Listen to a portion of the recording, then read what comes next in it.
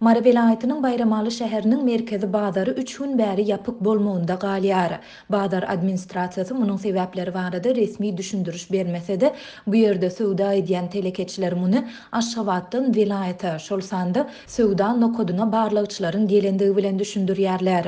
Azatlyk radiosynyň Twitter'däki habarçysynyň 27 oktýabrda beren maglumatyna görä, polisiýa işgärleri söwdegärleri we alyjylary bazara goý bermeýärler. 25 oktýabrdan bäri polisiýa işgärleri bazara hiç kimi goý bermeýär. Olar bu hepde bazarda söwda etmeň gadagyndygyny aýdýarlar. Söwdegärler bazaryň içinde gaçyp işlejek boldular. Ýöne bu başa barmady. Söwda etmek üçin bazara baran adamlar hem ýzyna gaýtmaly boldular. Dip ýagdaýdan habarly Bayramaly telekeçi anonimlik şertinde aýtdy. Bazarda söwda edýän telekeçileriň ençemesiniň habarçymyda aýtmagyna görä, bazaryň ýapyljakdygy barada öňünden hiç ýyly duýduruş berilmedi. Şeýle-de bazar administrasiýasy söwda nokodynyň näçe wagt ýapyk durjakdygy, ýapylmagynyň sebäpleri barada hem hiç ýyly maglumat ýa düşündürüş bermeýärler. Bazar resmiler ekiçak gürrüňlerde söwda nokodynyň ýapylmagynyň sebäplerini Aşgabatdan vilayete şolsanda söwda nokodyna barlykçylaryň gelenligi bilen düşündirýärler. Dip efirde atlandyrylmasızlygyny soran başga bir telekeçi aýtdy. Telekeçiler bazar resmilerine salgylanyp barlygçylaryň gelmeginiň sebäbi barada iki sany teoriýanyň orta atylýandygyny aýdýarlar. Bularyň biri bazarlardaky kafeleriň beýlekisi polisiýa işgärleriniň üstünden edilen şikaýetler bilen baglanyşykly. Bazardaky kafelerde bir näçe gün öňkü bisirilen naharlaryň gyzdyrylyp halka hudurulanýandygy, olar iýen käbir adamlaryň hastahana düşendigi we olaryň kafeleryň üstünden arda ýazandygy barada maglumatlary bar.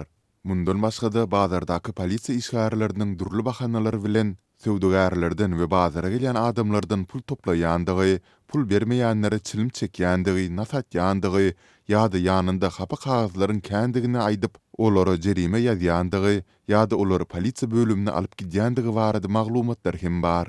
Köp adam bu polisiýalaryň üstünden arza ýazyp prokuratura tapşyrypdyr.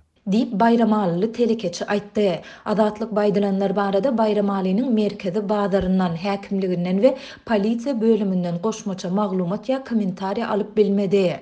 Türkmen häkimetleri ýurduň dürli sewitlerindäki edara kärhanalarda, durmuş maksatly deshalarda, şolsanda bazarlarda wagtal barlyklary geçirip, habarçylarymyzyň maglumatlaryna görä işleriň talaba laýyk alınıp barlyşyny we biýdüdünçülükleri derňeýärler. Ýöne habarçylarymyz bu barlyklaryň köplenç oňy netijesiniň bolmaýandygyny, söwda nokotlarynda barlygy geçirýän häkimet wekilleriniň para bilen kemçiliklere göz ýummagy ýaly wakalaryň köp bolýandygyny aýdýarlar.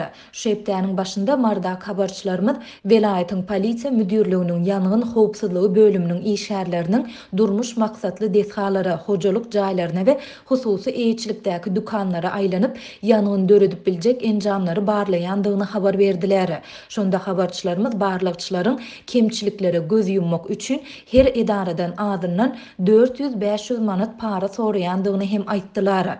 Türkmenistan korrupsiýa boýunça halkara hasabatlarda dünýä ýurtlarynyň arasynda pes orunlary eýleýär.